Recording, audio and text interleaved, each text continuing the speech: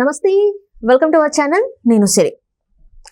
చంద్రబాబు నాయుడు గారి ప్రమాణ స్వీకారానికి ఒక్కరోజు ముందు అమిత్ షా గారు అయితే ఏపీలో అడుగు పెడుతున్నారు. అయితే ఈ క్రమంలో చంద్రబాబు నాయుడు గారు అమిత్ షాతో భేటీ అవుతున్నారు. ఈ భేటీలో ఒక కీలక సన్నివేశాలు అంటే కీలక మంతనాలు జరిగే అవకాశం ఉందని చెప్పేసి వార్తలు వస్తున్నాయి. అందులో మరీ ముఖ్యంగా అయితే జగన్ బెయిల్ గురించి కూడా మాట్లాడే అవకాశం ఉందని చెప్పేసి మరి వార్తలు వస్తున్నాయి. ఇందులో ఎంతవరకు వాస్తవం ఉంది ఏంటి అనేది మనకు వివరించడానికి మనతో పాటు ఉన్నారు ప్రముఖ సీనియర్ జర్నలిస్ట్ దుర్గా కుమార్ గారు.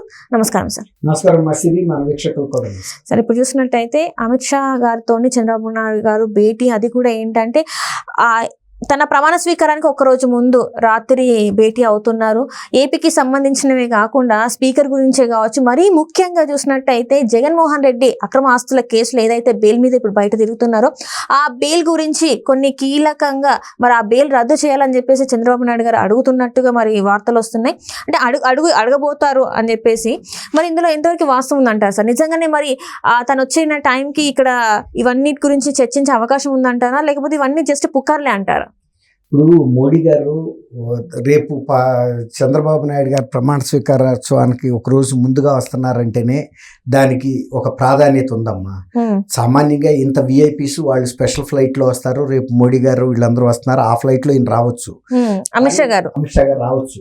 కానీ అమిత్ షా గారు ఒక రోజు ముందుగానే వచ్చారంటే అనేక స్థానిక అంశాలతో పాటు జాతీయ స్థాయి రాజకీయాల్లో ఇప్పుడు కొత్తగా కూటమి ఏర్పాటు అయింది కాబట్టి కొన్ని అంశాలను కూడా చర్చించే అవకాశం పూర్తిగా ఉంది.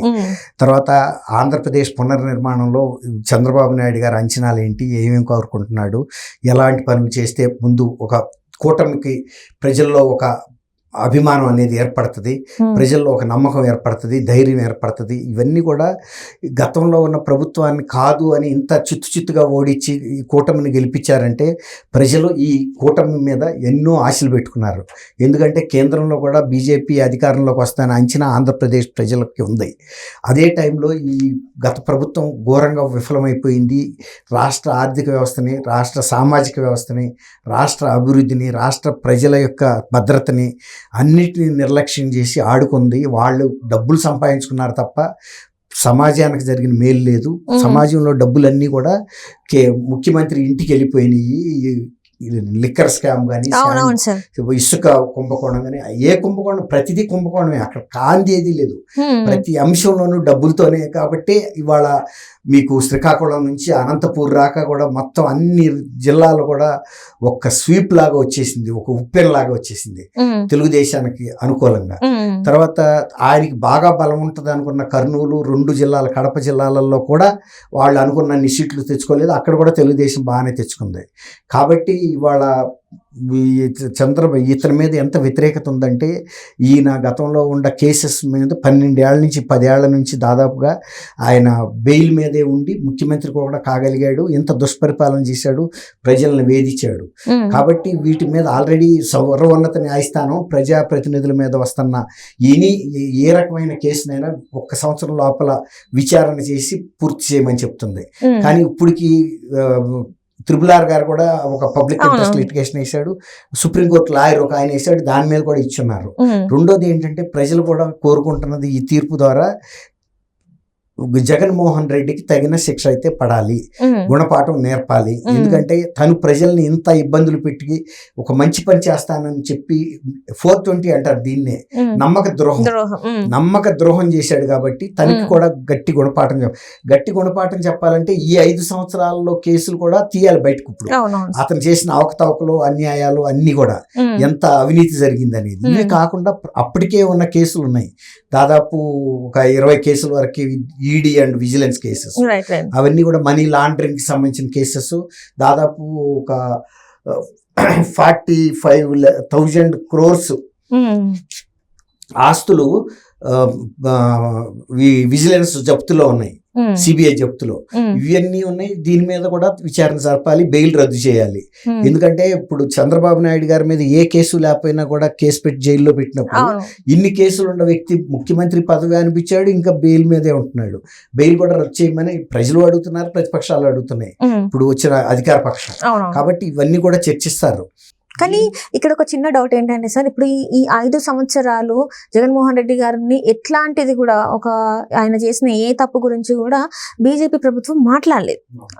అంటే ప్రజలలో కూడా ఏంటంటే బీజేపీ అనే పార్టీ జగన్మోహన్ రెడ్డి గారికి చాలా సపోర్ట్ చేస్తుంది. కేంద్రం నుంచి వెళ్ళి ఎంత సపోర్ట్ చేసిందంటే అందుకే ఆయన ఇంకా బయటనే ఉన్నారు అని చెప్పేసి ఎన్నికల ముందు వరకు కూడా ఆయన గురించి పార్టీ గురించి అదే మాట్లాడుకున్నారు. ఇంకొకటి ఏంటంటే ఎక్కడ కూడా జగన్మోహన్ రెడ్డి గారి గురించి తప్పుగా మాట్లాడారు, లాస్ట్లో మాత్రమే మాట్లాడారు, ఫస్ట్ నుంచి ఏం మాట్లాడలేదని చెప్పేసి కూడా మాట్లాడారు. మరి ఇప్పుడు కూడా అదే స్నేహ సంబంధం ఉన్నాయంటారా, లేకపోతే ఇప్పుడు యాక్షన్స్ తీసుకుంటే స్నేహ సంబంధం విడిపోయినట్టేనా? ఎందుకంటే చాలా ఉన్నాయి బీజేపీ, ఎందుకంటే గత 10 అంటే చూస్తే ఎక్కడ కూడా స్టేట్కి ఏం చేయలేదు, ఎట్లాంటి వనరులు అక్కడ నుంచి వచ్చేవి, కేంద్రం నుంచి వచ్చేవి ఏవి ఇవ్వలేదు అని చెప్పేసి అంటున్నారు. జగన్మోహన్ రెడ్డి అడగలేదు, వాళ్ళు ఇవ్వలేదు అని. సో ఇప్పుడు కూటమిలో ఏర్పడే ముందు కూడా చాలా వరకు వ్యతిరేకత వచ్చింది, బీజేపీతో కూటమి వద్దు అని చెప్పేసి. సో ఇలాంటి పరిస్థితులలో మరి ఇప్పుడు బెయిల్ ఈయనకి రద్దు చేసే అవకాశం ఉందంటారా, లేదంటారా?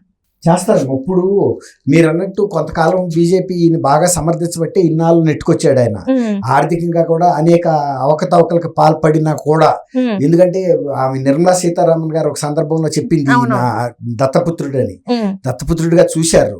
కానీ ఆయన ఎప్పుడైతే గ్రాఫ్ పడిపోతుందని ఇంటెలిజెన్స్ రిపోర్ట్స్ వెళ్ళియో ఈయనతో కలిసి ప్రయాణం చేయడానికి బీజేపీ ఒప్పుకోదు. ఎవరైనా మునిగిపోతున్న పడవలో తెలివిగలాడు ఎవడు ఉండడమ్మా, ఎడ్డాడు ఉంటాడు.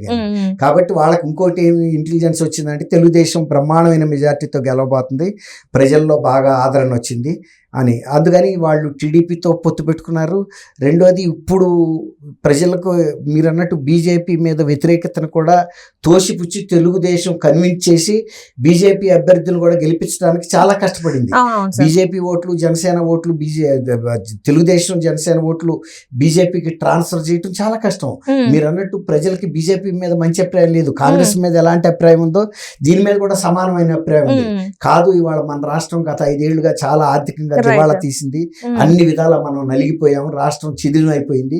ఇప్పుడు బీజేపీ అక్కడ అధికారంలోకి వస్తుంది కాబట్టి మనకిష్టం ఉన్నా లేకపోయినా ఆ ప్రభుత్వ సహకారం అవసరమని కన్విన్స్ చేసి బీజేపీకి కూడా 4 ఎంపీలను గెలిపించారు, అలాగే ఎమ్మెల్యేలను గెలిపించారు. కానీ ఇప్పుడు పరిస్థితి అయితే చేంజ్ అయిపోయింది కదా సార్. మొత్తానికి అయితే చంద్రబాబు నాయుడు గారు లేకుండా అక్కడ కేంద్రంలో